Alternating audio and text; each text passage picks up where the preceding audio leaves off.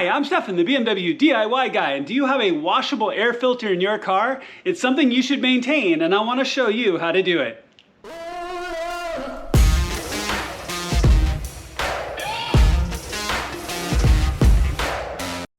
All right, so let's talk about this a little bit before we do it. And this is just gonna be a reminder or a quick refresher on how to maintain your air filter in your car. So if you have a washable oiled air filter, this really is gonna work for any car at all. Now, I'm gonna be using in my BMW, and I'm gonna show you the couple of steps on how to take it out.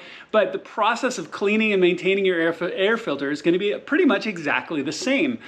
As far as all of the oiled air filters, now I have BMCs in my car, but I've worked with the top 3 or 4 brands. They're all essentially exactly the same. So these instructions are going to work for you no matter what car you have, and really no matter what brand you have of an oiled air filter.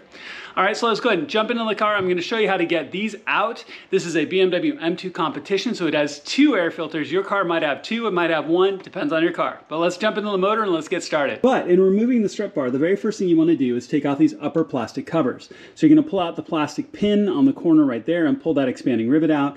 And you've got quarter turn 10mm plastic nuts across the top. So quarter turn them to move the little lever, and then these covers will come off. Now, as always, on this side, you've got your positive battery post.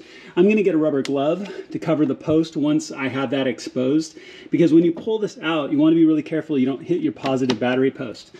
Now, lastly, the grommet on this side will lift, so you can just take it out. There are 2 13mm bolts here and here. All right, so now that the air boxes are out, let's take a look at them really quickly. So there's going to be these T25 bolts all the way around, and these are secured into the top.